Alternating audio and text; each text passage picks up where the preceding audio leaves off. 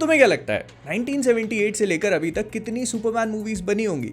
जितनी भी तुम सोच रहे हो ना उससे एक ज्यादा ही है। कैसे, आगे बताऊंगा। लेकिन इस वीडियो को बनाने का पर्पस ये है कि 11 जुलाई को जो सुपरमैन मूवी आ रही है उसको देखने से पहले तुमको इस बात का आइडिया लग जाए कि Superman as a character, as a superhero को इतने पुराने टाइम से अभी तक सिनेमा में किस तरह एक्सप्लोर किया गया है, क्या कुछ दिखाया गया है, क्या कुछ नहीं दिखाया गया, और सबसे बड़ी बात जो एक ट्रांजिशन होता है ना कि पुराने टाइम से लेकर अभी तक सुपरमैन में क्या क्या बदलाव आए हैं, उन सारी चीजों को बहुत अच्छे से देखा जाए। तो here we go। 1978 में रिलीज होती है पहली सुपरमैन मूवी, जिसमें सुपरमैन के रूप में देखा गया क्रिस्टोफर रीव को, और इसके बाद से सुपरमैन को कई अलग अलग मूवीज में प्ले करने वाले हैं, जो चीज आज तक आइकॉनिक है। तो इस मूवी को डायरेक्ट किया रिचर्ड डॉनर ने, लेकिन जिस चीज ने मुझे सरप्राइज किया वो था कि इस मूवी को लिखा जिसने है उस बंदे का नाम है मारियो पूजो, जिसने गॉडफादर की नॉवेल लिखी हुई है। I was actually shocked to see this. लेकिन फिर जॉन विलियम्स का म्यूजिक बजने लगा और मैं सब कुछ भूलता चला गया। इस मूवी का म्यूजिक, इसका बैकग्राउंड स्कोर बहुत ज्यादा आइकॉनिक है और इसकी सबसे बड़ी हाईलाइट है जो आज भी स्टैंड करता है। तो स्टार्टिंग में हमको क्रिप्टॉन का एक ठंडा कोल्ड शॉट दिखाया जाता है। इससे एक बेसिक आइडिया लगाया जा सकता है कि क्रिप्टॉन जो है, जो अभी भी मूवीज में जिस तरह से पोर्ट्रे होता है ना कि बहुत हाईली एडवांस सिविलाइजेशन था, तो यहाँ पर भी ये चीज दिखाई गई है। ऑल्दो आज ये बात बहुत अच्छे से नोटिस हो जाती है कि ये पूरी की पूरी चीज एक मिनिएचर पे दिखाने की कोशिश करी थी, बट इट डजंट मैटर, क्योंकि आप मूवी में जब एंटर करते हो तो you have to go with the flow. तो स्टार्टिंग में हमको दिखाया जाता है कि जोरेल, जो कि हमारे सुपरमैन के पिताजी हैं, वो जनरल जॉर्ड और उसके दो पाशुंदों को एक सजा सुना रहे हैं क्योंकि इन्होंने कुछ ऐसा किया जो इनको नहीं करना चाहिए था। और फैंटम जोन में भेजने के नाम पर एक शीशा दिखाया जाता है जिसमें तीनों लोग कैद हो जाते हैं और उसके बाद बस इनको स्पेस में छोड़ दिया जाता है, which is supposed to be the phantom zone। Now ये वाली सीक्वेंस इस मूवी में इतनी इंपॉर्टेंट नहीं होती है, बट इसको याद रखना क्योंकि अगली मूवी में इसका काफी सिग्निफिकेंस बनेगा। तो जोरेल जनरल जॉर्ड को भेजने के बाद अपने प्लैनेट के जो भी सुपीरियर्स होते हैं उनको समझाने की कोशिश करता है कि उनका प्लैनेट खतरे में है और डिस्ट्रॉय होने वाला है। अब ये इसको बचा तो नहीं सकते, लेकिन इनके पास एस्केप करने का ऑप्शन है, जिसको वो काउंसिल पूरी तरह से नकार देती है। तो फिर जोरेल अपने एक न्यू बॉर्न चाइल्ड को स्पेसशिप में रखता है और उसको वहां से अर्थ की तरफ भेज देता है।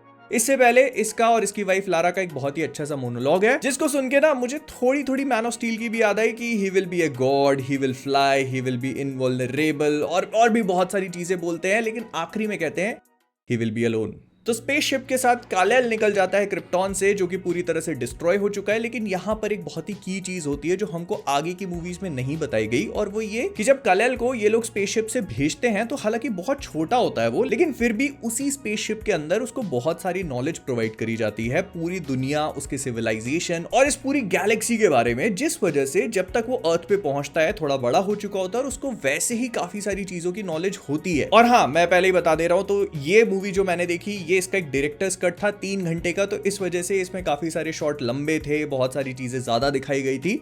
अगर आप देखने की कोशिश करते हो तो आई वुड रेकमेंड कि नॉर्मल थिएट्रिकल कट देख लेना, बहुत सिग्निफिकेंट कुछ भी मिस नहीं करोगे। तो यहाँ पे क्रिप्टॉन के डिस्ट्रॉय होने के बहुत सारे शॉट्स दिखाए जाते हैं, लेकिन कालेल एस्केप्स, ही रीचेस अर्थ, जहां पर उसकी मुलाकात होती है जोनाथन और मार्था केंट से, जो कि उसके स्पेसशिप को क्रैश होता हुआ देखते हैं, और फिर उसके पास जाते हैं तो उनको पता चलता है कि इसके अंदर एक बच्चा है, लेकिन उतना छोटा भी नहीं जितना क्रिप्टॉन से निकला था। ये खड़ा हो सकता है, स्माइल कर सकता है, रिकॉग्नाइज कर सकता है, और उससे भी ज्यादा जब जोनाथन और मार्था उसको लेकर एक आर्ग्यूमेंट करने लगते हैं, उसी मोमेंट पे ये जोनाथन केंट की कार उठा लेता है। बस तो फिर क्या, मार्था बोलती है कि इसको अडॉप्ट कर लेते हैं, बोलेंगे कि मेरे किसी लॉन्ग लॉस्ट कजिन का बेटा है जिसकी डेथ हो चुकी है, तो अब हमको ये उसको अडॉप्ट करना पड़ा। और वो अडॉप्ट करने के बाद हमको दिखाते हैं कि अब क्लार्क केंट थोड़ा बड़ा हो चुका है, वो स्कूल में है, उसको लाना लैंग नाम की एक लड़की पे क्रश भी है, लेकिन क्योंकि वो अपनी पावर्स को एक्सपोज नहीं कर सकता तो इस वजह से वो बुली हो जाता है, लोग उसके मजे ले लेते हैं, वही standard Superman Clark Kent stuff. लेकिन फिर एक बहुत ही इंटरेस्टिंग सीन आया जहां पर क्लार्क जो होता है वो एक ट्रेन से रेस लगाता है और ऑफ कोर्स उसको हरा देता है। मतलब यहां पर अभी ये उड़ नहीं सकता, लेकिन बहुत तेज दौड़ सकता है। तो उस ट्रेन से एक छोटी बच्ची इसको देख रही होती है, जो एक्चुअली में लोइस लेन है। खैर, तो क्लार्क अपने घर पहुंचता है और उसके पिताजी देख लेते हैं कि वो थोड़ा सा अपने क्लासमेट के सामने शो ऑफ करने की कोशिश कर रहा था, तो जोनाथन केंट उसको वही समझाते हैं कि उसका इस दुनिया में आने का एक पर्पस है और वो शो ऑफ करना बिल्कुल भी नहीं है। ये मैन ऑफ स्टील से थोड़ा सा डिफरेंट था, लेकिन यहाँ पर जोनाथन उसको मोटिवेट करते हैं और उसके कुछ ही मिनट बाद उनको हार्ट अटैक आ जाता है। इस चीज को थोड़ा पहले भी सेटअप किया गया था, जब वो बोलते हैं कि उनका हार्ट इतना स्ट्रॉन्ग नहीं है, और क्लार्क वहां पर था लेकिन वो इस बात को नोटिस नहीं कर पाता। तो वो अपने आप को उनकी डेथ के लिए ब्लेम करता है। और इसके बाद उसको पता चलता है कि जिस स्पेसशिप से वो आया था उसमें कई सारे क्रिस्टल्स थे, जिसमें से एक को लेकर वो पहुंच जाता है नॉर्थ पोल में और वहां फेंकते ही फोर्ट्रेस ऑफ सॉलिट्यूड उग जाती है। इसी कॉन्सेप्ट को आगे की मूवी भी यूटिलाइज करती है, लेकिन फिलहाल के लिए बस आप इतना समझ लो कि इस क्रिस्टल को पानी में फेंकने पे ये काफी ऐसे शहर जैसा उग जाता है। तो ये फोर्ट्रेस ऑफ सॉलिट्यूड में जाता है, जहां पहुंचने के बाद इसकी मुलाकात होती है जोरेल के एआई से या फिर उसकी कॉन्शियसनेस से, जो उसको बहुत सारी चीजें सिखाता है दुनिया के बारे में, स्पेस के बारे में। और बस यहां से ये बच्चा बड़ा होके निकलता है। लेकिन अब क्लार्क पहुंच चुका है मेट्रोपोलिस, जहां पर उसे एक नौकरी की जरूरत है, तो वो ज्वाइन कर लेता है डेली प्लैनेट नाम के एक न्यूज़पेपर को एज ए रिपोर्टर। यहाँ पर इसकी मुलाकात होती है इनके editor in chief Perry White से और लोइस लेन से भी। अब यहाँ पर जो इंटरेस्टिंग चीज है उसके बारे में हम सभी लोग जानते हैं कि सुपरमैन और क्लार्क केंट में एक बहुत ही सिग्निफिकेंट डिफरेंस है उसके पोस्चर का। क्लार्क केंट जब सुपरमैन है तो वैसे लंबा चौड़ा बिल्कुल तन के खड़ा होता है, लेकिन जब वो क्लार्क केंट है तो उसकी पूरी पर्सनैलिटी एकदम शिफ्ट हो जाती है, जैसे कि उसके शोल्डर स्लाउच कर जाते हैं।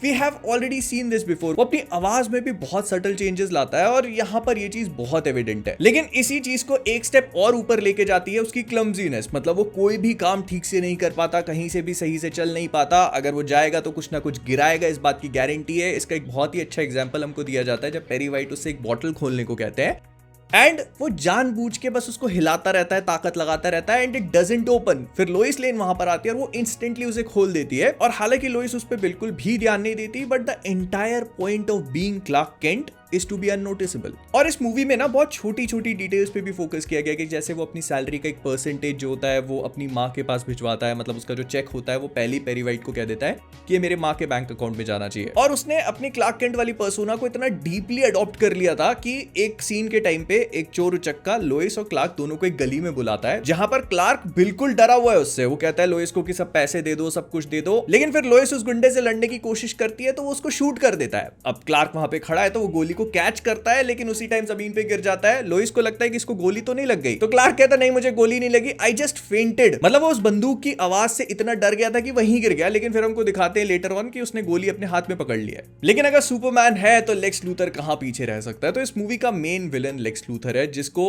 अगले कुछ पार्ट्स तक भी जीन हैकमैन ने प्ले किया है एंड इट्स बहुत बढ़िया पोर्ट्रेल है। ये थोड़ा फनी हो जाता है लेकिन फिर भी अपने कैरेक्टर को मेंटेन करके चलता है। तो इस यूनिवर्स में लेक्स लूथर ऑलरेडी एक क्रिमिनल है जो पुलिस की मोस्ट वांटेड लिस्ट में है और वो लोग उसको ढूंढने की कोशिश कर रहे हैं। लेकिन ये एक ट्रेन स्टेशन के नीचे रहता है, जहां पर इसने अपना खुद का एक महल जैसा बना लिया, including a swimming pool as well. खैर तो ये सारी चीजें चल रही होती है, लेकिन फिर आता है वो हेलीकॉप्टर वाला सीन। होता क्या है कि लोइस लेन किसी न्यूज को कवर करने के लिए हेलीकॉप्टर में बैठ के जाने लगती है कि तभी उसका वहां बहुत बुरा फेलियर होता है कि हेलीकॉप्टर बिल्डिंग से लटकने लगता है। ये सारी चीजें जब क्लार्क केंट नीचे खड़े होकर ऑब्जर्व करता है तो वो तुरंत जाता है और सुपरमैन बन के आता है। और वो काफी आइकॉनिक शॉट, ऐसे शर्ट खोलना और अंदर वो एस वाला सिंबल और वो पूरा सुपरमैन का बैकग्राउंड म्यूजिक। और फिर वो आता है, उड़ के जाता है, लोइस को बचा लेता है, हेलीकॉप्टर को भी उठा के रख देता है एंड लोइस इंस्टेंटली, मतलब वो बिल्कुल पहली नजर में कैसे जादू कर दिया।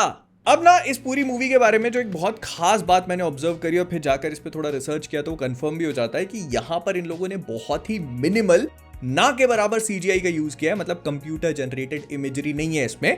जो कुछ भी है थोड़े बहुत स्पेशल इफेक्ट्स आपको देखने को मिलेंगे, स्पेशली जो सुपरमैन के उड़ने वाले सीन है उसके लिए प्रोजेक्टर्स का इस्तेमाल किया हुआ है। खैर तो लोइस उससे पूछती है आखिरकार तुम हो कौन। तो ये चीज भी मुझे अच्छी लगी कि वो वहां पर, मतलब 1978 की मूवी में it would have made sense कि वो अपने आप को वहां पे सुपरमैन कह के बता दे, बट नहीं, he says I am just a friend. और बस फिर वो एक ही रात में इतनी सारी चीजें करता है। एक चोर को पकड़ता है, कुछ रॉबर्स बैंक लूट रहे होते हैं उनको रोक लेता है, एक प्लेन को क्रैश होने से बचाता है। और ये सारी चीजें अगर कम थी तो एक कैट को पेड़ से नीचे उतरवाता है एक छोटी बच्ची के लिए। एंड मैं इस पूरी मूवी की वाइब के साथ एकदम जा ही रहा था कि तभी एक ऐसा सीन आया जिसको देखकर मैं सोच में पड़ गया कि ये लोग करना क्या चाह रहे हैं। तो क्लार्क और लोइस, मतलब सुपरमैन और लोइस का एक इंटरव्यू होता है जहां पर सुपरमैन अग्रीज कि वो लोइस लेन को एक इंटरव्यू देने के लिए तैयार है। लेकिन इस चीज को इतना भयानक सेक्सुअलाइज कर दिया कि मैं बता नहीं सकता हूं। लोइस लेन इससे ज्यादा ऑब्वियस कर ही नहीं सकती थी कि वो सुपरमैन से प्यार करती है, क्योंकि पता है वो सुपरमैन से इंटरव्यू में क्या क्वेश्चन पूछती है, बताओ मेरी चड्डी का कलर कौन सा है। सुपरमैन उसको सामने खड़े होकर देखता है, कहता है ओ अभी दिख नहीं रहा क्योंकि यहाँ पे लेड है। By the way Superman can not see through lead. तो यहाँ पर ये चीज बहुत ही क्लेवरली उन लोगों ने दिखाई है कि वो उसकी चड्डी नहीं देख पा रहा है क्योंकि लेड के सामने खड़ी है, तो वो पीछे हो जाती है। कहता पिंक पिंक। वो उससे पूछती है कि bye the way do you like pink. वो कहता आई लव पिंक। मैं सोच में पड़ गया भाई चल क्या रहा है इधर। एंड ना इस मूवी में ठरक की कोई कमी थी नहीं क्योंकि लेक्स लूथर सुपरमैन को हराने के लिए एक प्लान बनाता है और उस प्लान के हिसाब से उसको आर्मी के कुछ लोगों को रोकना होता है, क्योंकि वो जिस रॉकेट को लेकर जा रहे थे उसके कोऑर्डिनेट्स बदलने थे। तो ये लोग आर्मी का जो कॉन्वॉय है उसको रोकने के लिए पता है क्या करते हैं, एक एक्सीडेंट स्टेज करते हैं जिसमें लेक्स लूथर की जो गर्लफ्रेंड होती है ना, मिस टेस्माकर, वो जो हमको इस मूवी में भी देखने को मिलेगी, वो एक रेड ड्रेस में उन सबके सामने जाके लेट जाती है कि उसका तो एक्सीडेंट हो गया। अब ये आर्मी के जितने भी सोल्जर्स होते हैं सब निकल के आते हैं और उनका जो चीफ होता है वो कहता है तुम सब घूम जाओ, मैं इसको सीपीआर दूंगा और माउथ टू माउथ भी, और वो देता है। एंड ये सारी चीजें हमको होते हुए दिखा रहे हैं और जो मेन काम है उस पर उतना फोकस नहीं है क्योंकि ये मेन काम है। खैर, तो लेक्स लूथर को ये पता चल जाता है अपनी लाइब्रेरी में किताब खोलकर कि अगर ये यहाँ से आया है, मतलब किसी प्लैनेट से आया है, तो वही प्लैनेट का एक पत्थर इसकी वीकनेस होगा और लेक्स लूथर उसको ढूंढ के निकाल लेता है, मतलब क्रिप्टोनाइट को। और फिर वो सुपरमैन के साथ एक रेडियो फ्रीक्वेंसी पे कम्युनिकेट करता है, बिकॉज उसको पता होता है कि सुपरमैन सुन तो लेगा ही। तो सुपरमैन लेक्स लूथर का जो अंडरग्राउंड बंकर महल टाइप की जगह होती है वहां पर आता है एंड लेक्स लूथर उसके ऊपर सारी चीजें फेंक के मारता है, पहले गोलियां, फिर आग, फिर बर्फ, क्या कुछ नहीं, लेकिन फिर भी सुपरमैन उसका दरवाजा तोड़ के आता है। एंड उसका ये वाला सीन काफी रिजेंबल करता है जो रीसेंट सुपरमैन मूवी के ट्रेलर में हम सुपरमैन को देखते हैं ना, लेक्स लूथर का दरवाजा तोड़ करके आ रहा है, तो ये काफी हद तक वैसे ही था। लेकिन फिर भी लेक्स लूथर सुपरमैन को ट्रिक कर देता है और उसके गले में क्रिप्टोनाइट की एक चेन पहना करके उसको पानी में डूबने के लिए छोड़ देता है। अब लेक्स लूथर का प्लान ये है कि उसको लैंड चाहिए, मतलब उसको जगह से बहुत प्यार है। इनफैक्ट उसका डायलॉग है कि बीच फ्रंट प्रॉपर्टी मिल जाती तो क्या ही बात थी। तो इसीलिए वो क्या करता है कि जो सैन एंड्रियास फॉल्ट है, बेसिकली यूएसए में सैन एंड्रियास फॉल्ट नाम की एक पूरी लाइन है जो कि अर्थक्वेक प्रोन है। तो लेक्स लूथर का कहना है कि अगर वो सही जगह पर मिसाइल की स्ट्राइक करेगा तो ये पूरी की पूरी जो उनकी वेस्ट कोस्ट है वो सिंक हो जाएगी। एंड ऐसा होते ही उसके पीछे का जो डेजर्ट है वो लेक्स लूथर ने पहले ही खरीद लिया है, मतलब ये वाली लाइन सिंक होगी और उसके पीछे की जो प्रॉपर्टी बनेगी वो लेक्स लूथर की है, तो उसके पास पैसा ही पैसा। तो ये सारी चीजों के लिए वो मिसाइल्स लॉन्च कर देता है, वो कोऑर्डिनेट्स जो चेंज कर देते हैं तो मिसाइल लॉन्च हो जाती हैं। लेकिन फिर सुपरमैन की एंट्री होती है, वो ईव टेस्माकर जो होती है उसका हृदय परिवर्तन हो जाता है, वो सुपरमैन को बचा लेती है, उसको एक चुम्मा भी देती है। सुपरमैन पूछता है चुम्मा क्यों दे रही है, वो कहती है कि फिर तुम उठ जाते ना तो फिर देने नहीं देते। सुपरमैन मुस्कुराता है, शर्मा के वहां से निकल जाता है। लेकिन अब इस पूरी चीज में हम लोग देखते हैं कि सुपरमैन कई सारी जगह पर सेव कर रहा है लोगों को, डैम टूट रहे हैं वो बचा रहा है, जिमी ऑल्सन को बचा लेता है। लेकिन लोइस लेन जो वहीं पर थी एक इंटरव्यू के चक्कर में, उसकी एक्सीडेंट में डेथ हो जाती है। The moment I saw this, मैं बहुत ज्यादा शॉक हो गया कि इन लोगों ने लोइस लेन को मार कैसे दिया है, because Superman and Lois are like meant to be together. वो Mary Jane and Peter Parker के इक्विवेलेंट है और आपने पहली मूवी में इतना डार्क चले गए। लेकिन फिर सुपरमैन इस बात को एक्सेप्ट नहीं करता, गुस्से में आता है, स्पेस में जाता है और उल्टा घूमना शुरू कर देता है। मतलब जो अर्थ रोटेट हो रही है उसके ऑपोजिट जाने लगता है, तो वो अर्थ का रोटेशन ही चेंज कर देता है। और इसका लॉजिक ये दिखाया गया कि इस वजह से टाइम ट्रैवल हो रहा है। Time travel! What? मतलब टाइम पीछे हो गया और सुपरमैन ने ऐसे घुमा घुमा के टाइम को रोका और फिर उसके बाद जाकर के लोइस लेन की जान बचा ली, मतलब क्योंकि टाइम में पीछे आ गए ना, अब तो लोइस मरी नहीं है। और ये मूवी यहीं पे खत्म हो जाती है, पार्ट 2। अब पार्ट 2 जो है उसके बनने से पहले ही उसके साथ बहुत बढ़िया ड्रामा हुआ। वो क्या मैं आपको बताता हूं। तो क्या हुआ कि सुपरमैन 2 को डायरेक्ट कर रहे थे रिचर्ड डॉनर, जिन्होंने सुपरमैन 1 भी बनाई थी। लेकिन जब ये मूवी बन के तैयार हुई तो WB वालों को लगा कि नहीं, हम इस प्रोडक्ट से खुश नहीं है, क्योंकि इसमें थोड़ा फन होना चाहिए, जोक्स होने चाहिए, कॉमेडी होनी चाहिए, वो सारी चीजें मिसिंग लग रही है। तो उन्होंने रिचर्ड डॉनर को किया फायर और एक नए डायरेक्टर को लेके आए जिसका नाम था रिचर्ड लेस्टर, और उसने बची हुई मूवी कंप्लीट करी। तो रिचर्ड लेस्टर आए, उन्होंने बनी हुई मूवी के सीन्स को काटा, कुछ नए सीन्स ऐड करे और फिर मूवी को रिलीज किया। लेकिन इसमें कैच पता है क्या है? आई नो ये कहीं सुना सुना लग रहा है, लेकिन कहानी अभी कंप्लीट नहीं हुई है। 2006 में वार्नर ब्रदर्स ने इसका एक और कट रिलीज किया जिसका नाम था डॉनर कट। मतलब वो जो रिचर्ड डॉनर का ओरिजिनल कट था वो 2006 में जाके रिलीज किया गया और तब उन्होंने कहा कि ये एक्चुअली सुपरमैन 2 है, because this is how they intended the movie to be made. बहुत 1980s से करते आ रहे हैं भाई। तो मैंने दोनों मूवीज देखी और मैं आपको दोनों के बारे में बताऊंगा, इसीलिए मैंने कहा था कि जितनी तुम सोच रहे हो उससे एक मूवी ज्यादा है। तो पार्ट 2 की शुरुआत भी पार्ट 1 की तरह क्रिप्टॉन के साथ में होती है, जहां पर वो जॉर्ड और उसके 2 पाशुंदों को दिखाते हैं। उन लोग को जेल मतलब फैंटम जोन में बंद करके भेज दिया गया है। फिर क्या होता है कि हमको दिखाते हैं आईफिल टावर। तो आईफिल टावर पे कुछ टेररिस्ट ने अटैक कर दिया और वहां पर पहुंचती है लोइस लेन, जिसको पकड़ लिया जाता है और फिर सुपरमैन आता है उसको बचाने के लिए।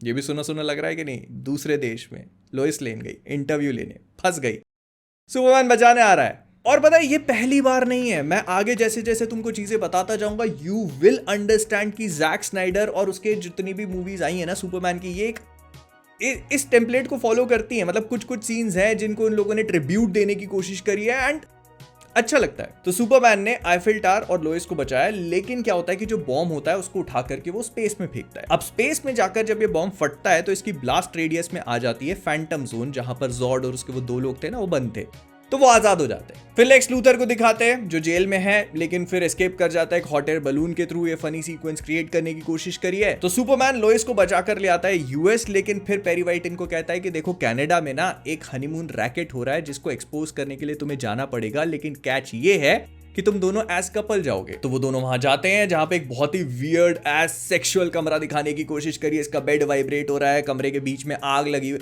पता नहीं कुछ उटपटांग टाइप की चीजें। लेकिन इंपॉर्टेंट पार्ट तब आता है कि जब एक बच्चा झूलते झूलते नायग्रा फॉल्स में गिर जाता है। उसको बचाने के लिए क्लार्क केंट सुपरमैन बन के जाता है, और जब वो उसको बचा के लाता है तो लोइस लेन के दिमाग में एक बत्ती जलती है कि सुपरमैन यहां क्या कर रहा है। मतलब जहां क्लार्क केंट होता है वहां सुपरमैन होता है, लेकिन दोनों को कभी भी एक साथ नहीं देखा गया। और ना एक छोटे से मोमेंट के लिए क्लार्क अपना चश्मा भी निकालता है, तो लोइस देख के समझ जाती है कि भाई कुछ तो गड़बड़ है। तो वो इसी थ्योरी को टेस्ट करने के लिए नदी में कूद जाती है। कहती है कि अगर तू सुपरमैन है तो मुझे बचाएगा। लेकिन क्लार्क सख्त लौंडा, वो बिल्कुल भी नहीं पिघलता। वो अपनी हीट विजन का इस्तेमाल करता है, एक पेड़ की ब्रांच को तोड़ता है और उसी के सहारे लोइस पकड़ पकड़ के जैसे तैसे डूबते डबाते आती है, और उसको समझ में आ जाता है नहीं इसके बस की नहीं है। लेकिन वहीं दूसरी तरफ लेक्स लूथर जा रहा है नॉर्थ पोल, क्योंकि उसने सुपरमैन के अल्फा वेव्स के थ्रू ये ट्रैक कर लिया है कि सुपरमैन फोर्ट्रेस ऑफ सॉलिट्यूड कहां पर है, और वहीं पहुंच जाता है। और जनरल जॉर्ड एंड उसकी गैंग जो है वो चांद पे लैंड कर चुके हैं, जहां पर उनकी मुलाकात होती है कुछ रशियन से, कुछ अमेरिकन से, और उनको बहुत बुरी तरह से मारते हैं लोग। अब ये सारी चीजें चल रही होती है कि क्लार्क और लोइस अपने रूम में आ चुके हैं, दोनों गीले हैं, और फिर वो सुखाने उखाने की पूरी प्रोसेस चलती है। और उसी चक्कर में क्लार्क का चश्मा गिर जाता है आग में जो कमरे के बीच में जल रही थी, और उसको उठाने के लिए क्लार्क आग में ही हाथ डाल देता है जो बिल्कुल भी नहीं जलता। और ये देखकर लोइस समझ जाती है। क्लार्क भी कन्फेस कर ही लेता है कि यार ठीक है मैं ही सुपरमैन हूं, अब चबाना बंद कर। वो कहते हैं कि कैसे, क्या मुझे कुछ तो बताओ। कहता है ऐसे नहीं, अगर जब मैं बताऊंगा तो सब कुछ सच बताऊंगा। और वो उसको उठा के वहां से लेके जाता है उड़ा करके फोर्ट्रेस ऑफ सॉलिट्यूड। लेकिन वहां पर लेक्स लूथर ने अपना काम कर दिया है। उसको सुपरमैन के बारे में जितना जानना था, जितना सीखना था, उसने जोरेल के एआई के साथ में सब कुछ सीख लिया और वहां से निकल चुका है। लेकिन जनरल जॉर्ड और उसके जो गैंग मेंबर्स हैं वो एक छोटे से गांव में उतरते हैं और वहां पर तबाही मचाना शुरू कर देते हैं। वो एक न्यूज चैनल पे इंटरव्यू भी देते हैं कि हम इस दुनिया को टेक ओवर करने के लिए आ चुके हैं, जो बहुत हद तक मैन ऑफ स्टील की वो जॉर्ड वार्निंग जैसा फील हो रहा था। एंड अगर आप लोगों को याद हो तो मैन ऑफ स्टील में भी जनरल जॉर्ड और उसके साथ में दो मेन लोग थे, एक वो बड़ा सा लंबा सा जायंट जिसकी शक्ल नहीं दिखाई गई, और वो फ्योरा जो थी। तो यहां पर भी जॉर्ड है, उसके साथ में एकदम माइंडलेस सा एक ब्रूट है जो बोलता नहीं है, बस एक्शन करता है और उसके पास पावर है, और एक लेडीज, हालांकि इसका नाम अर्सा होता है, लेकिन फिर भी काफी हद तक आप सिमिलैरिटीज को ऑब्जर्व कर सकते हो। और अब आप सोचोगे कि इतनी सब तबाही हो रही है तो सुपरमैन कहां पर है, क्योंकि इस दुनिया के लीडर्स और लोग भी यही सोच रहे हैं कि सुपरमैन बचाने क्यों नहीं आ रहा, क्योंकि वो है फोर्ट्रेस ऑफ सेक्सिट्यूड में। नहीं, ये वहां पे यही चल रहा है। तो होता क्या है कि सुपरमैन जब लोइस को वहां पर लेके जाता है तो उसके सामने कंडीशन रखी जाती है कि अगर उसे लोइस के साथ में रहना है, उसको अपनाना है, तो फिर उन्हीं के जैसे बन के रहना होगा, मतलब अपनी पावर्स को खोना पड़ेगा। तो एक चेंबर होता है जहां पर सुपरमैन अंदर जाता है, अपनी पावर्स को खो दे। ब्रो वाज थर्स्टी भाई, तो उसकी पावर्स चली जाती हैं और उसके बाद वो लोइस के साथ फोर्ट्रेस ऑफ सेक्सिट्यूड। इधर जनरल जॉर्ड ने पूरी दुनिया पे काबू पा लिया है। वो व्हाइट हाउस तक पहुंच गया, प्रेसिडेंट को अपने सामने झुकवा लिया। प्रेसिडेंट कहता है मैं तो झुक गया, लेकिन वो नहीं झुकेगा। बोले कौन? सुपरमैन। वो है कहां? किसी को नहीं पता, हमको पता है बस। तो सुपरमैन जो पावरलेस होके क्लार्क केंट बन चुका है, वो एक डाइनर में जाता है जहां पर ये कुछ खाने की कोशिश करते हैं। वहां पर इसके साथ बहुत गंदी बुलिंग हो जाती है। ये किसी एक आदमी को मारने की कोशिश करता है, वो उसकी सुनता नहीं और इसी को रगड़ देता है। तो भाई साहब को थोड़ी पोस्टनल क्लैरिटी आती है। न्यूज़ पे देखते हैं कि भाई जनरल जॉर्ड आ चुका है, इतना आक्रमण हो रहा है, और फिर उसको लगता है यार ऐसे तो काम नहीं चलेगा। वो जाता है वापस फोर्ट्रेस ऑफ सॉलिट्यूड में और उसको एक क्रिस्टल मिलता है और यहाँ पर चीजें कट कर दी जाती है। अब जनरल जॉर्ड को चाहिए सुपरमैन, तो वो पहुंच जाता है डेली प्लैनेट, क्योंकि लेक्स लूथर उसे वहां पर लेके गया। उसने कहा कि मैं जानता हूँ डेली प्लैनेट में सुपरमैन मिलेगा, क्योंकि लोइस लेन उसके आर्टिकल लिखती है और इन दोनों का कुछ ना कुछ है। तो जब वो उसको मारने ही लगता है तब सुपरमैन बन के आता है और इनके बीच में एक बहुत ही बढ़िया क्लाइमैक्टिक बैटल होती है जो रात में है, बड़ी बड़ी बिल्डिंग्स के बीच में, और उसकी शुरुआत होती है कंस्ट्रक्शन साइट पे। सुना सुना लग रहा है ना? मैंने कहा था बहुत सारी सिमिलैरिटीज हैं, एंड इसी वजह से इसकी एस्थेटिक वैल्यू काफी अच्छी है। मतलब ये पूरी फाइट देखने में अच्छी लगती है। तो जॉर्ड और उसके आदमी क्या करते हैं, समझ जाते हैं कि सुपरमैन की सबसे बड़ी वीकनेस है ह्यूमैनिटी, ह्यूमन बीइंग्स, तो वो उन्हीं को उसके खिलाफ यूज करने लगते हैं। लेकिन सुपरमैन 2 कदम आगे, वो उड़ के निकल जाता है। तो ये लोग जब उसका पीछा करते करते फोर्ट्रेस ऑफ सेक्सिट्यूड तक आते हैं, तो वहां पर सुपरमैन लेक्स लूथर को बताता है कि देखो अगर इन लोगों को हराना है तो ये एक चेंबर चेंबर है, इसके अंदर बंद करवा दे। लेकिन लेक्स लूथर एक नंबर का हरामी, वो उनको यही बात बता देता है। तो जॉर्ड कहता है सुपरमैन को इस चेंबर में बंद कर दो, एक बार फिर से उसकी पावर जाने वाली है। तो जैसे ही वो बंद करके बटन वटन दबाते हैं, पासा उल्टा पड़ गया। सुपरमैन ने मशीन को रिवर्स कर दिया। तो अब जॉर्ड और उसके जो दोनों साथी थे वो पावरलेस हो चुके हैं। और तुम लोग हेनरी कैविल के सुपरमैन को ब्लेम कर रहे थे ना कि उसने जॉर्ड की गर्दन मरोड़ के उसकी जान ले ली, तो सुपरमैन डजंट किल। इस सीन को देखो, पावरलेस जनरल जॉर्ड और उसके दोनों लोग ह्यूमन बींग्स बन चुके हैं। इतनी बुरी तरह से उनको मौत देता है ना, पता नहीं कहां फेंकता है, हम भी नहीं जानते, दिखे ही नहीं। फिर आते हैं डॉनर कट के ऊपर। तो यहां पर कुछ सिग्निफिकेंट डिफरेंसेस हैं जो मैं आपको बता देता हूं। सबसे पहले तो जो स्टार्टिंग की आईफिल टावर पेरिस वाली पूरी सीक्वेंस थी वो इस मूवी में है ही नहीं। इसमें यह दिखाया गया है कि जो फर्स्ट पार्ट के एंड में लेक्स लूथर मिसाइल्स फायर करते हैं ना सैन एंड्रियास फोल्ड पे, तो उनको सुपरमैन पकड़ के स्पेस में छोड़ देता है। तो उन्हीं मिसाइल के ब्लास्ट रेडियस में आने की वजह से जनरल जॉर्ड और उसके जो दो लोग थे वो फैंटम जोन से बाहर निकले। तो आईफिल टावर की कोई सीक्वेंस यहाँ पर है नहीं। लोइस लेन स्टार्टिंग से ही ये बात फिगर आउट करने लगती है कि जो क्लार्क केंट है वो सुपरमैन है, क्योंकि उसको बिना चश्मे के देख लेती है। तो वो क्या करती है, इसी थ्योरी को टेस्ट करने के लिए वो जो नदी में कूदने वाला सीन था ना, उस पे एक और बड़ा ट्विस्टेड टेक लेती है, वहीं डेली प्लैनेट की बिल्डिंग से छलांग मार देती है। क्लार्क केंट सख्त लौंडा, पिघलता नहीं है, तो वो तुरंत नीचे जाता है, अपनी हीट विजन का यूज करता है, थोड़े बहुत ऐसे वो कुछ चीजें खोल लेता है, तो वहां पर वो गिर के मरती नहीं है।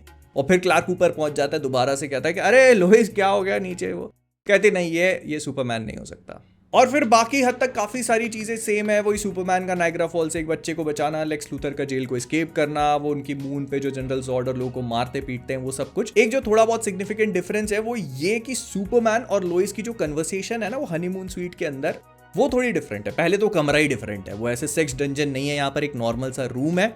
और यहाँ पे लोइस कन्विंस हो जाती है कि क्लार्क केंट ही सुपरमैन है, तो वो एक गन फायर करती है उसके ऊपर। अब वो गोली ब्लैंक होती है, लेकिन क्लार्क केंट समझ जाता है यार ठीक है, फिर वो कन्फेस कर लेता है। फिर वहां से काफी सारी चीजें सिमिलर है, बस एक चीज को छोड़कर। इस वाले कट में सुपरमैन पहले सेक्सिट्यूड करता है और उसके बाद अपने आप को पावरलेस करता है, जबकि जो थिएट्रिकल कट था उसमें वो पहले अपने आप को डीपावर करता है और फिर जाकर के वो सारी चीजें। तो मतलब Lois Lane has actually witnessed peak. और हाँ, इस वाले कट में ये भी बताया गया कि सुपरमैन अपने आप को डीपावर करने के बाद दोबारा से पावर अप कैसे करता है। तो वो अपने पिताजी जोरेल की मदद से, जब वो फोर्ट्रेस में आता है तो उसके पास एक क्रिस्टल होता है, जिसको जब वो एक्टिवेट करता है तो जोरेल उससे कहते हैं कि तुम अपनी पावर्स खो चुके हो, लेकिन मेरे पास अभी भी एक तरीका है तुम्हें दोबारा से पावर्स देने का, और वो है कि मैं अपने आप को, मतलब वो जो उसकी कॉन्शियसनेस फोर्ट्रेस में थी उसको सैक्रिफाइस करके सुपरमैन को दोबारा से पावर्स दे देंगे। तो ये चीज ना स्टेक्स को बढ़ा देती है। आई डोंट, खैर जो छोड़ो, क्या क्यों काटा अपने को क्या पता, मतलब जॉर्ज व्हीडन ने जो किया किसी को क्या पता तुम्हें। और ना फिर दोनों मूवीज का क्लाइमैक्स बहुत डिफरेंट है। अब दोनों पिक्चरों में लोइस को पता चल चुका है कि क्लार्क केंट ही सुपरमैन है।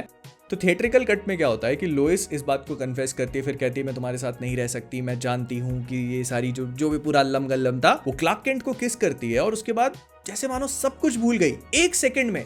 तो ये कॉमिक बुक्स में सुपरमैन की पावर थी उस टाइम पर हिप्नोसिस की, जो कि वो अपने चश्मे के थ्रू भी करता था। इसी वजह से कोई फिगर आउट नहीं कर पाया कि क्लार्क केंट ही सुपरमैन है, because he was wearing those glasses. तो आई थिंक कि यहाँ पर भी उसने अपने इसी हिप्नोसिस का यूज करके लोइस की मेमोरीज को वाइप कर दिया।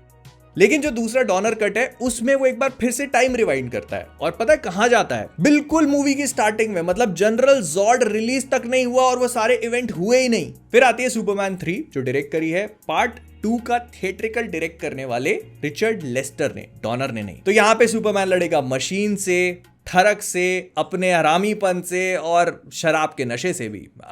I can not believe I am saying this, लेकिन लोगों ने ये चीज देखी है। तो इस मूवी की स्टार्टिंग से आपको समझ में आ जाएगा कि जो पिछली 2 मूवी सुपरमैन की आपने देखी उससे बहुत ज्यादा अलग है, क्योंकि इसके स्टार्टिंग के 10 मिनट जो है ना वो मिस्टर बीन का एक 20 मिनट का शो फील होता है। इतनी कॉमेडी ऑफ एरर्स दिखाने की कोशिश करिए कि ये सुपरमैन मूवी लगती ही नहीं है। मतलब किसी ने पेंट उठा के फेंका तो उसका पैर केले के छिलके पे फिसल गया, फिर वो जाकर के कहीं और गिर रहा है, फिर उससे किसी और को उठा लिया। मतलब एक बंदे से दूसरे को जो प्रॉब्लम होती है ना, वो चेन ऑफ इवेंट्स क्रिएट करी गई है, पता नहीं क्यों भाई।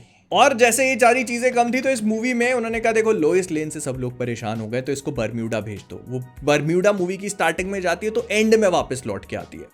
यहां पर क्लार्क केंट की पूरी ट्रैजेक्टरी ही बदल मारी है। वो क्या करता है, जिमी ऑल्सन को लेता है, स्मॉलविल जाता है, रास्ते में उनको पता चलता है एक फैक्ट्री में आग लग गई है और उसके अंदर एक केमिकल है जो कि अगर अपने टेम्परेचर को ऊपर चला गया, मतलब ज्यादा गर्म हो गया, तो फिर वो कोई कहीं नहीं रुकेगा, उसका ऐसा बादल बनेगा कि वो पूरी दुनिया ही खत्म कर देगा। तो सुपरमैन जाता है, एक लेक को फ्रीज करता है, उसको उठा के लेके आता है और वहां पर बारिश कर देता है। मतलब वो पूरे लेक का जो बर्फ वाला पार्ट है वो खत्म। बचा ली फैक्ट्री। लेकिन स्मॉलवेल पहुंचने के बाद उसकी मुलाकात होती है लाना लैंग से। आपको याद होगी वो फर्स्ट वाली वो जो क्रश होती है उसका, और यहाँ पहुंच के उसको पता चलता है कि उसका एक छोटा सा बच्चा है। लेकिन फिर इन दोनों के बीच में रोमांस जागने लगता है।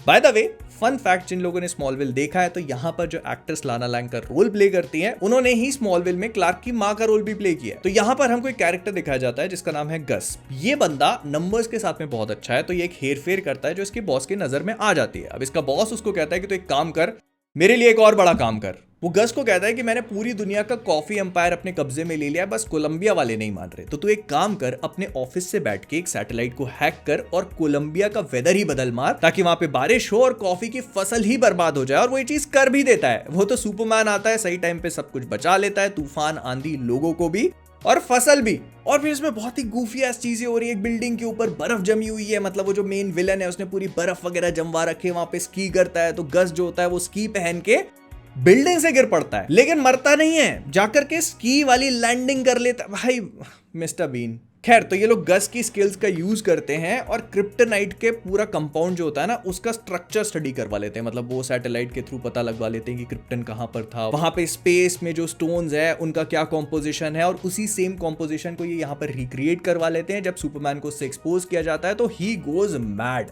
ऐसी ऐसी चीजें करने लगता है जो उसने खुद भी सोची, तुमने भी नहीं सोची होंगी। लीनिंग टावर ऑफ पीसा को जाके सीधा कर दिया। बोर हो रहे हैं घर पे बैठे बैठे, तो ओलंपिक की मशाल जो पता नहीं कब से जलती हुई आ रही है उसको जाकर के बुझा दिया। ही बिकम्स एन एसोल। बेसिकली वो एक बहुत गंदा एसोल बनता है। तो ऐसे दिखाया कि दाढ़ी बढ़ चुकी है, उसकी कॉस्ट्यूम को भी थोड़ा डार्क कर दिया है, डिप्रेशन में चला गया है, सेक्स का भूखा हो गया है, ऊट पटांग चीजें करनी शुरू कर दी है, अपने आप को नहीं पसंद करता। तो फिर एक सीक्वेंस है जहां पर सुपरमैन के अंदर से क्लार्क केंट निकल के आता है और इन दोनों की एक जंकयार्ड में फाइट होती है। और ये जो इमेजिनरी बैटल है ना, इसको आप ऐसे समझ सकते हो कि Superman is fighting his own, मतलब वही। और फिर वहां पे क्लार्क केंट जीत जाता है और फिर सुपरमैन वापस आ जाता है और आखिरी में एक सुपर कंप्यूटर से लड़ते हैं, एक मशीन से, जिसको हरा देते हैं। और लास्ट में वो लाना लैंग को एक बड़ी सी डायमंड रिंग देता है, जिसका मतलब है कि इनकी एंगेजमेंट हो चुकी है। लोइस इसको देखते उसको थोड़ी सी जलन होती है और आपको लगेगा कि अब हमारा क्लार्क केंट जो है फाइनली घर बसाने के लिए तैयार हो चुका है। नहीं, पार्ट 4 में सब cancel. It was as if part 3 never existed. Lana Lang दिखती तक नहीं है पार्ट 4 में, और इसका रीजन सिंपल है। नया डायरेक्टर, मूवी भी छोटी करके 1.5 घंटे की कर डाली, वेराज जो बाकी मूवीज थी वो कम से कम 2 घंटे की तो थी। अब यहाँ पे क्लार्क केंट जो है वो अपनी अलग जोन में है, मैच्योर हो चुका है, स्टार्टिंग से ही कुछ अलग ही चल रहा है उसके दिमाग में। तो इस पूरी मूवी की थीम होती है piece. I just want peace. मतलब क्या होता है कि कुछ बच्चे होते हैं, वो सुपरमैन से रिक्वेस्ट करते हैं कि देखो साहब, हम चाहते हैं कि आप कुछ करें न्यूक्लियर वेपन्स के बारे में, बिकॉज हम परेशान हो चुके हैं। तो सुपरमैन जो है वो सारे दुनिया के न्यूक्लियर वेपन्स हैं उनको न्यूट्रलाइज कर दे एंड एवरीथिंग, मतलब पीस, शांति होनी चाहिए दुनिया में। तो सुपरमैन को समझ में नहीं आता, तो वो क्या करता है, लोइस लेन को एक बार फिर से अपनी असलियत बता देता है। लोइस लेन कहती है अच्छा तुम ही सुपरमैन हो, मेरे को पहले से ही लग रहा था। वो उठा के हवा में घुमा के ले जाता है, एक पूरी सीक्वेंस होती है और आखिरी में उसको वो एडवाइस पता है क्या देती है, मुझे पता है जो तुम करोगे वो सही होगा। सुपरमैन फिर उसकी याददाश्त भुला देता है कि साला बन जा तू वापस से लोइस, और गजनी बना के रख दिया यार। तो सुपरमैन यूएन में जाता है, कहता है मैं सारे के सारे न्यूक्लियर वेपन्स को खत्म कर दूंगा। लेक्स लूथर उसी मौके का फायदा उठाता है, सुपरमैन का डीएनए लेता है, उसके ऊपर थोड़े से कपड़े पहनाता है, एक बॉक्स में लगाता है, उस न्यूक्लियर मिसाइल पे चिपकाता है जो सुपरमैन स्पेस में फेंक रहा था। जैसे ही वो स्पेस में फेंकता है, न्यूक्लियर फिजन होता है और सुपरमैन के डीएनए से बना तैयार एक नया विलन जिसका नाम है न्यूक्लियर मैन। ये आते ही सुपरमैन से लड़ना शुरू कर देता है। दोनों की 2 बार फाइट होती है, जिसमें से एक बार सुपरमैन उससे हारता है, वो ऐसे नाखून मार देता है तो सुपरमैन पगला जाता है। और फिर दूसरी बार सुपरमैन आखिरी में उसको एक लिफ्ट में बंद करता है, वो लिफ्ट लेके जाता है आसमान में, फिर चांद पे इनकी एक अच्छी खासी बैटल दिखाई गई है और सुपरमैन फाइनली कहता है कि बहुत हो गया यार, खत्म। उसको अर्थ पे वापस लाता है, एक न्यूक्लियर रिएक्टर में बंद करता है, कहानी टन। And you guys might think कि भाई इस वाली कहानी को मैंने इतने अच्छे से क्यों नहीं बताया, जब डायरेक्टर ही नहीं बताना चाहते तो मैं क्यों करूं भाई। और बस फिर इसके बाद जो है यहां से क्रिस्टोफर रीव के सुपरमैन की कहानी खत्म होती है, क्योंकि हम लोग आते हैं 2006 में जब डॉनर्स कट रिलीज किया गया और उसके बाद सुपरमैन रिटर्न्स। तो सुपरमैन रिटर्न्स जो कि एक बहुत ही विचित्र टाइप की मूवी है, ब्रैंडन रूथ को सुपरमैन की तरह दिखाती है, लेकिन इसमें बहुत सारी ऐसी चीजें हैं जिनको देखकर ऐसा लगता है कि ये पुरानी मूवीज को कॉल बैक कर रही है, क्या ये उन्हीं मूवीज का सीक्वल है। तो इसको लोग रिक्वल कह के बुलाते हैं। मतलब ऐसा मान के चलो कि जो पुरानी सुपरमैन की 2 मूवीज में हुआ, सुपरमैन 1 और 2 डॉनर्स कट में, वो सारी चीजें ब्रैंडन रूथ के सुपरमैन ने भी विटनेस करी हैं, बिकॉज वो चीजों को कैनन मानती है। जैसे इसके स्टार्टिंग का शॉट वही 1978 की सुपरमैन मूवी में जो हमको मिनिएचराइज्ड क्रिप्टॉन दिखाया था ना, वही सेम है। और फिर मूवी जो आर्टिस्टिकली चीजों को दिखाती है ना, मतलब जैसे स्पेसशिप, जो क्लार्क केंट की स्पेसशिप थी, उसका डिजाइन भी वही सुपरमैन वाला है, बस थोड़ा बड़ा कर दिया है। फिर फोर्ट्रेस ऑफ सॉलिट्यूड देखने में कुछ कुछ वैसा ही है, उसको चलाने वाले क्रिस्टल्स भी सेम है। और वो लोइस ने जो सुपरमैन का इंटरव्यू लिया था ना पार्ट 1 में, बताओ मैंने कौन से रंग की चड्डी पहनी, वो वाला उसकी हेडलाइन थी, I spent a night with Superman. तो वो इस मूवी में एड्रेस किया जाता है, मतलब यहां पर ये सारी चीजें हुई हैं। फिर जोरेल की आवाज सेम है, क्लार्क वही सेम पुराने सुपरमैन जैसे शब्द बोलना पसंद करता है, जैसे गॉली, स्वेल। तो ये सुपरमैन उन सारी चीजों को एक्सपीरियंस कर चुका है और इन अ वे ये मूवी उनको पकड़ के चलती है, बस थोड़ा सा मॉडर्नाइज कर देती है। इसकी स्टार्टिंग में हमको ये बताया जाता है कि सुपरमैन जो है वो पिछले 5 साल से गायब था और उसका रीजन है, उसे पता चलता है कि क्रिप्टॉन शायद जिंदा हो सकता है, तो वो उसी चीज को ढूंढने के लिए जाता है, लेकिन उसको पता चलता है कि नहीं, it was a graveyard and then he comes back. Lex Luthor, जो कि अब केविन स्पेसी हैं, उन्होंने एक बुढ़िया को सेट किया, उसके मरने के बाद उसकी पूरी जायदाद को हथिया दिया, एक यॉट ली और पहुंच गए सुपरमैन की फोर्ट्रेस ऑफ सॉलिट्यूड में। अब यहाँ पे जो मुझे बहुत इंटरेस्टिंग चीज लगी वो ये थी कि यहाँ पे डेली प्लैनेट का जो इंटीरियर है ना, वो बहुत हद तक जो अभी सुपरमैन मूवी आने वाली है जेम्स गन की, वैसा ही फील हो रहा है। तो Lex Luthor fortress of solitude में पहुंचा, उसको देख के ऐसा लगता है, उसके साथ वाले भी बोलते हैं जैसे वो पहले भी यहाँ पे आ चुका है, जो कि उसने किया था सेकेंड मूवी में। Plus Lois Lane is a mother now, उसका एक छोटा सा बच्चा है, जेम्स मार्सडेन से उसकी एंगेजमेंट हो चुकी है, लेकिन अभी तक ये नहीं पता कि ये बेटा सुपरमैन का है या जेम्स मार्सडेन का। लोइस हमेशा यही कहती है कि बच्चा रिचर्ड का है, लेकिन फिर भी थोड़ा बहुत कंफ्यूजन है।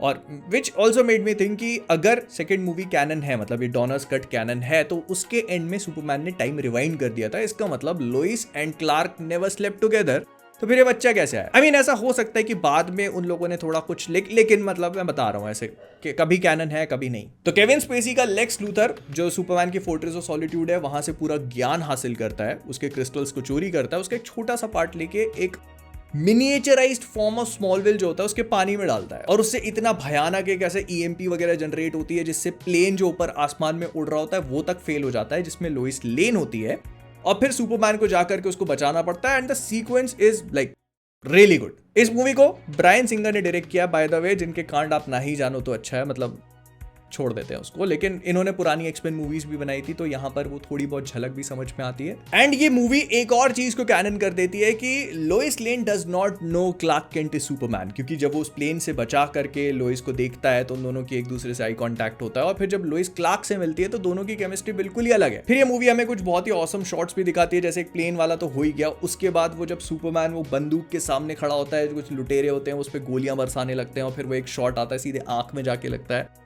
कुछ सीन्स काफी बढ़िया थे इसके, आइकॉनिक। फिर लोइस लेन और सुपरमैन की कन्वर्सेशन है जहां पर अब सुपरमैन वापस आ चुका है। लोइस अभी भी हेजिटेंट है क्योंकि सुपरमैन उसको बिना बताए गायब हो गया था 5 साल के लिए, और इसी वजह से अब वो उस पर भरोसा नहीं कर सकती।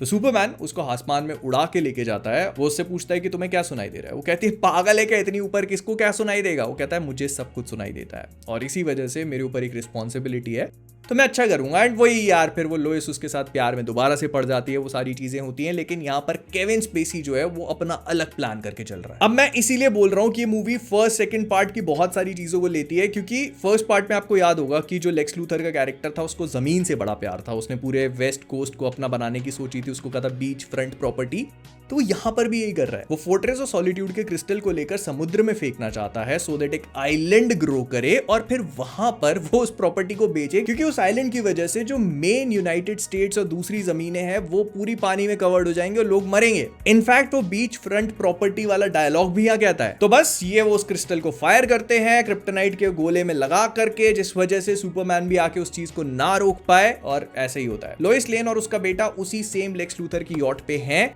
उसके बेटे के पास भी सुपर पावर्स होती हैं, क्योंकि वो पियानो का इस्तेमाल करके किसी बंदे को ऐसे ठोक पीट देता है, तो समझ जाते हैं कि अच्छा सुपरमैन का ही बेटा है। लेकिन फिर सुपरमैन आता है, इन लोगों को बचाता है, एंड ही नियरली डाइज, क्योंकि जब वो लेक्स लूथर के पास जाता है तो उसके पास क्रिप्टोनाइट का एक शार्ड है, प्लस वो जो पूरा आइलैंड है उसमें भी क्रिप्टोनाइट है, तो सुपरमैन वहां पर एक इंसान बन जाता है, और लेक्स लूथर के गुंडे उसको बहुत गंदा रगड़ते हैं। लेकिन ना यहाँ पे कुछ कूल सीक्वेंसेस भी हैं, जैसे तो सुपरमैन का पूरे मेट्रोपोलिस को बचाना, क्योंकि जब वो आइलैंड बनने लगता है तो एक अर्थक्वेक टाइप का आता है, जमीन शिफ्ट होने लगती है। यही सेम शॉट हम लोगों ने जेम्स गन की सुपरमैन में देखे हैं। ये सारी मूवीज कहीं ना कहीं से एक दूसरे से ही कुछ कुछ बोरो करती हैं और उनको ट्रिब्यूट देने की कोशिश करती हैं। तो सुपरमैन मेट्रोपोलिस के लोगों को बचाता है, डेली प्लैनेट का पूरा ग्लोब गिरने लगता है, सबको बचाने के बाद लेक्स लूथर से हार जाता है, तब जाकर के लोइस वापस आती है जो कि बच के निकल सकती थी, लेकिन वो आकर के सुपरमैन को बचाती है, उसकी पीठ में से क्रिप्टोनाइट शार्ड को निकालती है। सुपरमैन कहता है अब मेरे पास एक ही ऑप्शन है, वो उस पूरे आइलैंड को नीचे से उठाता है, विच वॉज एक्सट्रीमली डिफिकल्ट क्योंकि वो क्रिप्टोनाइट से बना था, और उसे स्पेस में थ्रो कर देता है। सुपरमैन का यही है भाई कि अगर कोई प्रॉब्लम का सॉल्यूशन नहीं निकल रहा, थ्रो इट इनटू द सन। और मेरी इस मूवी से यही प्रॉब्लम थी कि लेक्स लूथर को सेटअप तो सही किया, लेकिन आखिरी में ही turns out to be a clown क्योंकि वो कुछ कर ही नहीं पाता। एक बार Superman starts to do his own thing, Lex Luthor कुछ नहीं कर पाता, बस वो गया। तो इसमें एक प्रॉपर एंटागनिस्ट की कमी थी, हालांकि कुछ सीक्वेंसेस थी विच वर वेरी गुड।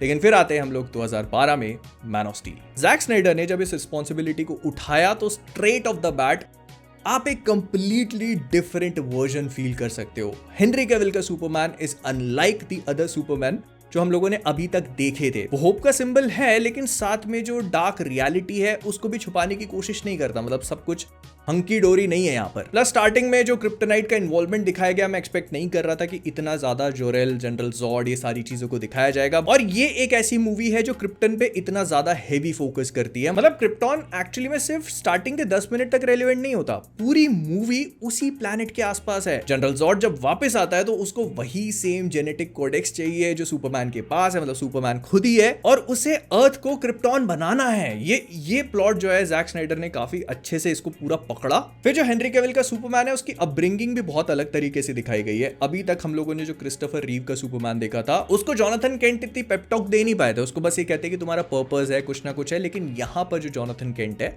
वो हेनरी कैविल के सुपरमैन को बहुत सारी चीजें सिखा के जाता है। सबसे पहले तो ये चीज मुझे थोड़ी अपसर्ड भी लगी कि जब क्लार्क कहता है कि अगर मैं लोगों को बचा सकता हूं तो क्या मैं उनको मरने दूं, तो जॉनथन कहता है कि हाँ मे बी। ऑल्दो इसके कुछ मोमेंट्स बहुत ही ज्यादा हार्टफेल्ट हैं, जैसे कि जब वो जॉनथन केंट को कहता है कि can I just pretend to be your son, वो कहता है यू आर माई सन।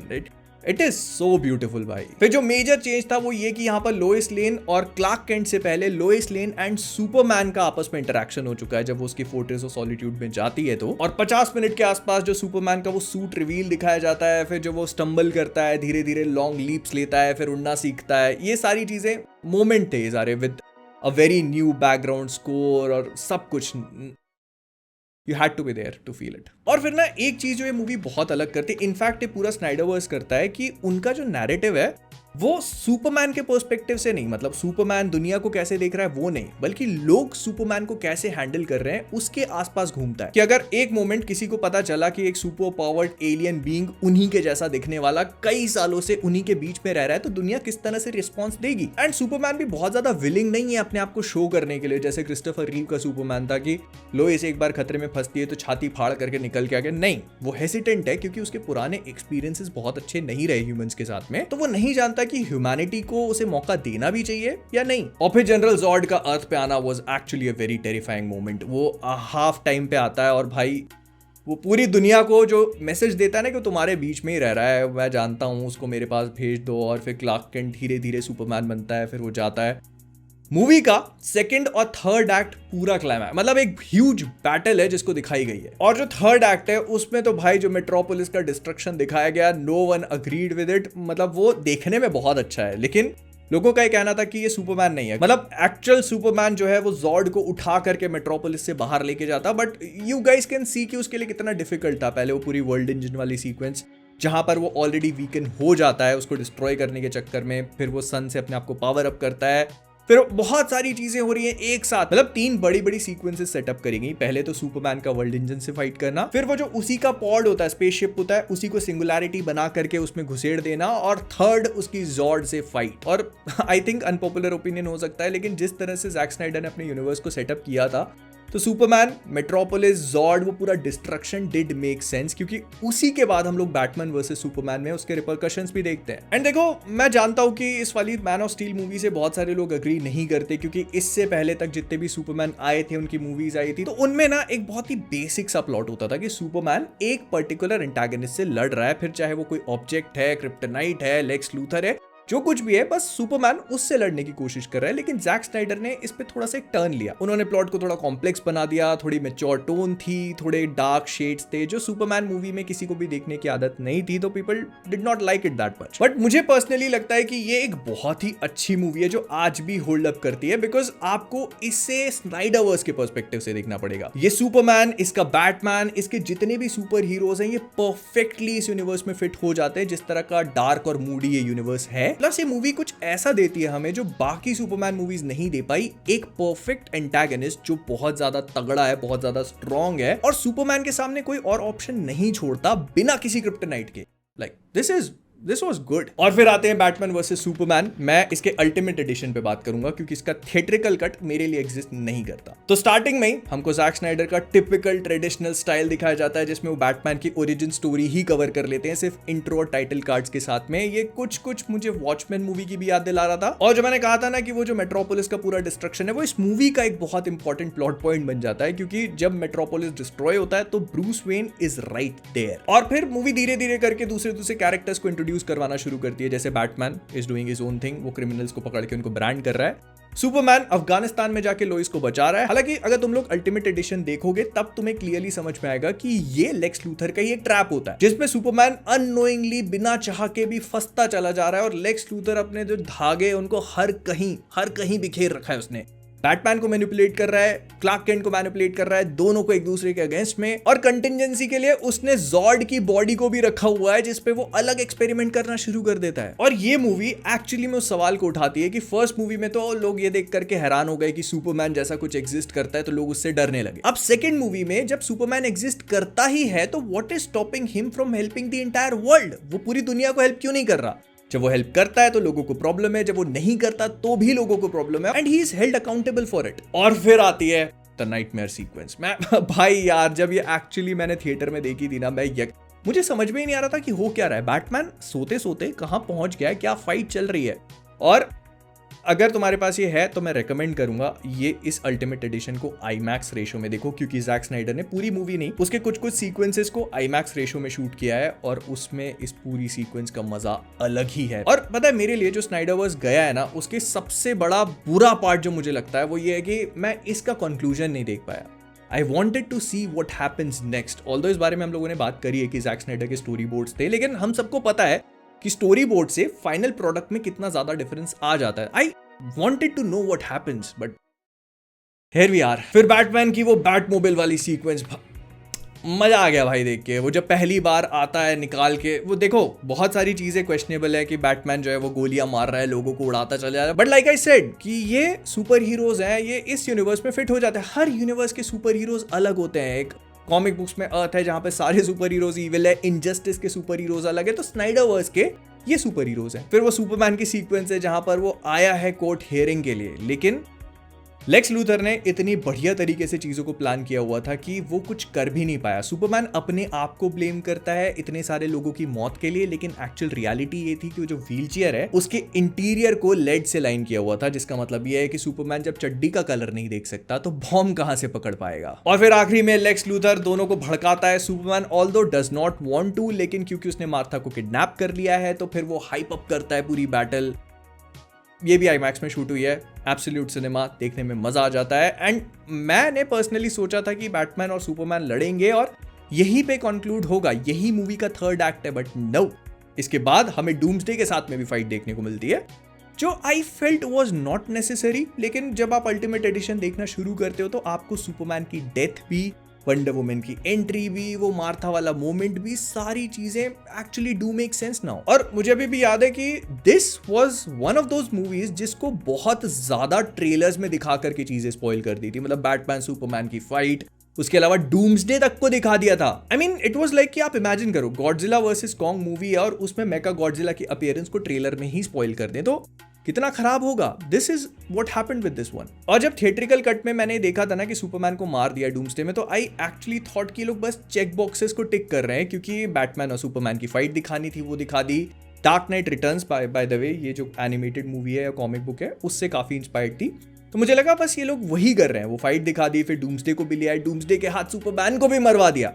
लेकिन हाँ, अल्टीमेट एडिशन थोड़ा सा इस पूरी चीज को और अच्छे से समझाता है, और सुपरमैन की जो डेथ है उसका वेट हमें बताता है, थोड़ा वो मोमेंट है जिसको आप लोग फील कर पाते हो अल्टीमेट एडिशन में। प्लस जो एंड है वो भी बहुत सारी चीजों को सेटअप करता है, एंड या यू गेट माई पॉइंट। सब लोगों ने मूवी देखी है, मैं एट दिस पॉइंट बस चीजों को रिकॉल ही कर रहा हूँ। तो बस इतना ही है। तो इतना क्या, सबसे लंबा वीडियो हो गया अपना अभी तक का, पता नहीं इसको एडिट कैसे किया जाएगा, बट या this is what I felt. Superman movies मैंने देखी, कुछ चीज़ें थी जो क्वेश्चनेबल थी, कुछ चीज़ें थी जो मैंने एक्सपेक्ट नहीं करी थी, लेकिन कुछ चीज़ें हैं जो दिखाई गई हैं और वही सुपरमैन को सुपरमैन बनाती है। और अब 11 जुलाई को एक नया सुपरमैन आने वाला है, देखना ये है कि ये हमें क्या कुछ दिखाएगा। Luckily we don't have to wait a lot now, but yeah end of an era, starting of a new one. मिलते हैं अगले वाले में।